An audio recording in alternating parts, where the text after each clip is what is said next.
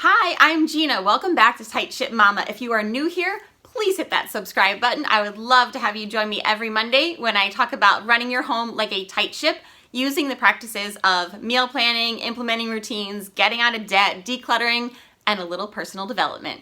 Today's video is part 2 of eating healthy on a budget. Today's topic is my number one requested video that I get asked is, please, how do we get the kids to eat healthy? So I'm gonna start this video with a disclaimer. If you have any concerns about your children eating, how much they're eating, if they're not eating, if they have any kind of issues around food, please consult your pediatrician. This video is simply my non-expert opinion on how to get your kids to eat healthy. Again, I'm just a regular mom doing the best I can. So you probably have a lot of great ideas on your own. These are just some things that we do in our family to help our kids eat a little bit better and eat what we put in front of them. So my pediatrician, going back to when I first became a mom, he said to me, look at what your child eats over the course of a week. So don't be stressing over every single meal that you put in front of your kids. Sometimes they're just gonna eat the carrots, or they're just gonna eat one little thing. It's okay. Just make sure that over the course of the week, you're trying to get in some fruits, some veggies, some proteins, and some whole grains. That brings us to the next item that I want to discuss, and that is one of the best pieces of parenting advice we got when we first became parents was from our neighbor on our first street that we lived on. And he said that meal times were always meant to be peaceful. And I never really thought about it until he put it in those words. But if you go into this thinking dinners are to be peaceful, it's going to go a lot better. Dinners are not the time to air your grievances with everybody. We're not fighting with our kids over what they're eating. I make one meal. I don't make multiple meals. What I place in front of them is what I expect them to eat. So they at least have to try a few bites and try to find something nice to say about whatever I have placed in front of them. But I do try to make things that I know my kids are going to like at least part of the dinner. So if the main course is something totally new, then I'll try to have something that's a little more familiar in the sides or in the salad or something like that. So that there's always something that they're going to be able to eat no matter what. And I love to cook and I love to be adventurous with what I'm making for my kids.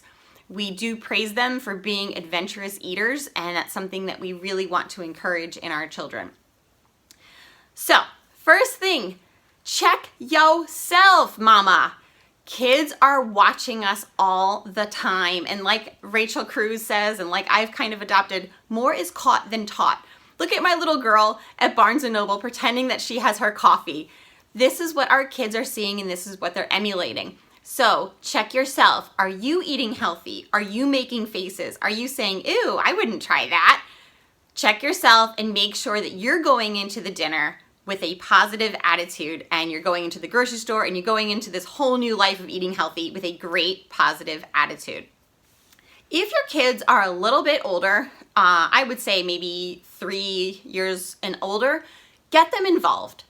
Have them start with a list of things that they think would be healthy snacks, or even go to the grocery store and start walking around and seeing, what do you think are healthy snacks?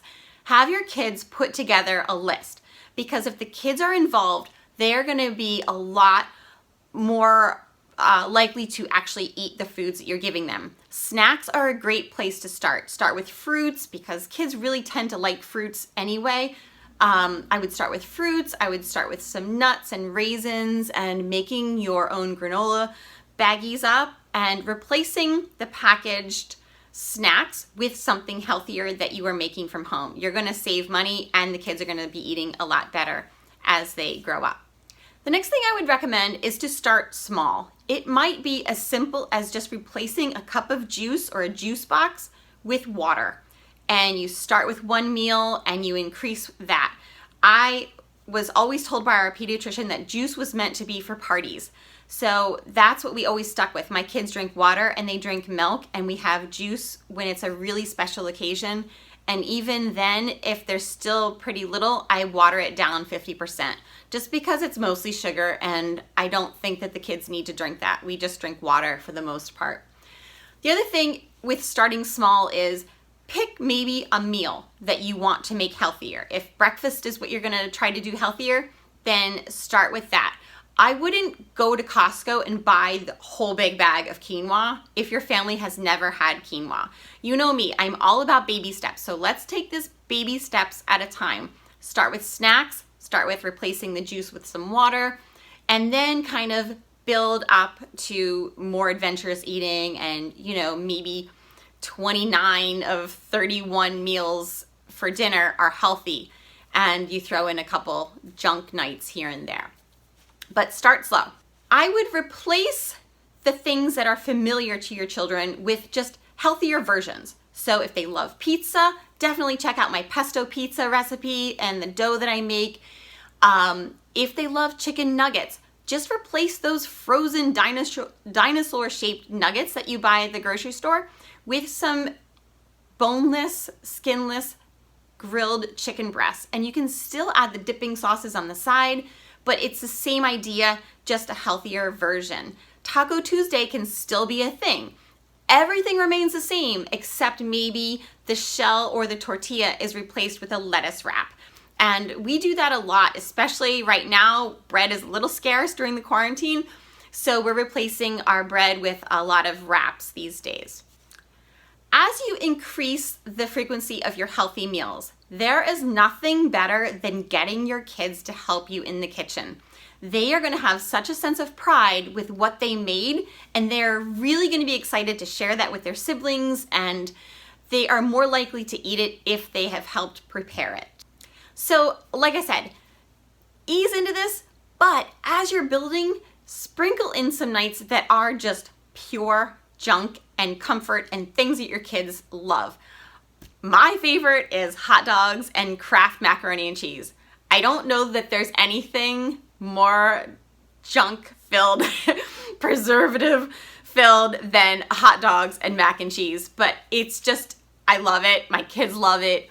It's usually what we give our kids when we are going out on a date, so because I think it's kind of an easy thing for a babysitter to have to make if they have to make dinner, but we still love it ourselves. So every couple weeks, not even every month, but I'd say every 6 to 7 weeks, I might toss in a hot dog and macaroni and cheese dinner for the kids.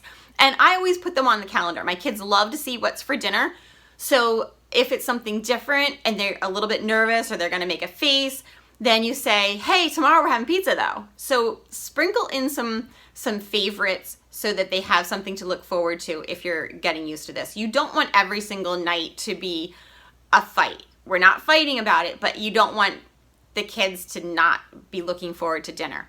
The other thing is, have them come to dinner hungry. So I would close the snacking gates about 45 minutes to an hour ahead of dinner, because they're definitely going to eat better if they come hungry. If your kids are snacking and not eating dinner, then you know you need to back off those snacks before they come to the table.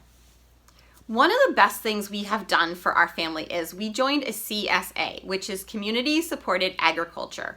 And we did this a few years ago. We stopped last year, but now this year I did pick it up again. Our kids have almost grown up. I think we've done it for 6 years. So they know exactly where their food is coming from. They know their farmer's name is Amy and John, and we go out into the fields and we pick things, and we have a box of things that we also pick up. It's pushed me out of my comfort zone. We've had some vegetables that I've had to Google and figure out how to make them, but that makes it all the more fun. And the kids love to go out there and actually pick the veggies and come home and figure out how we're gonna make this.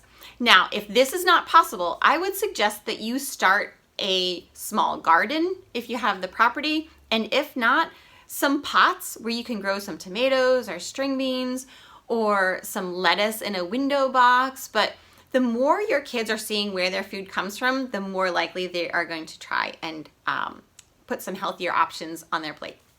So I asked my first grader when I was making this video, I said, what would help you eat healthier? You know, if we were trying to teach kids to eat healthier, what would you say? And she would say, I would make sure they had a good dessert so that they would take bites. And while we don't usually have dessert because we eat so late at night, I am not above not bribing, but definitely holding out a little bit of encouragement for the kids to say, hey, if you take a few bites, you can have dessert. And when we ask our kids to take a few bites, we usually go by the year. So if they're 4, we say take 4 bites. If they're 6, take 6 bites.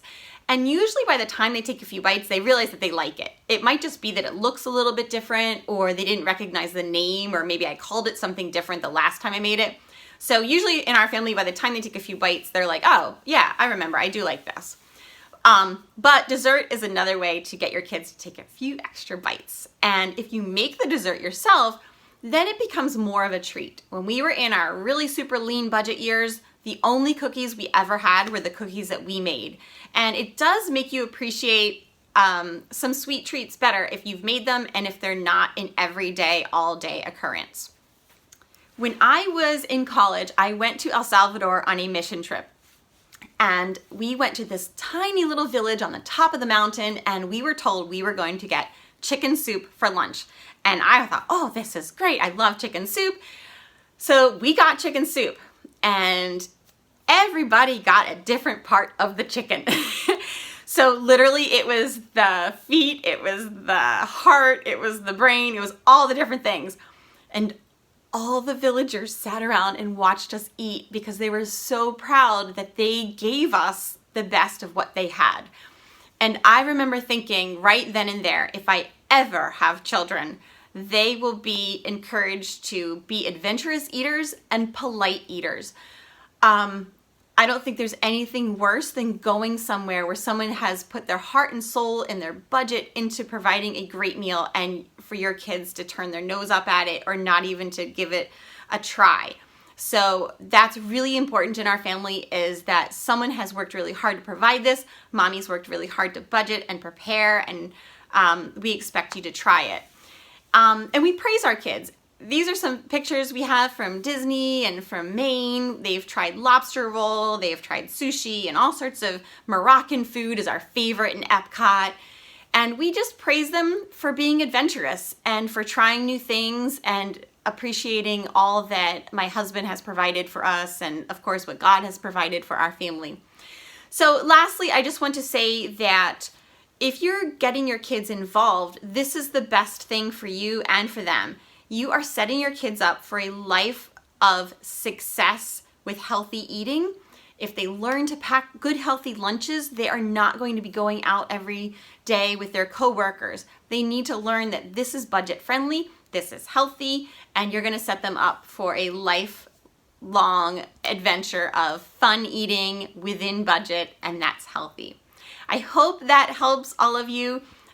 Please ask questions. I just tried to put this together as best I can with what we do in our family. So let me know if you guys do something different, or if you have any specific questions, I can try to answer those as well.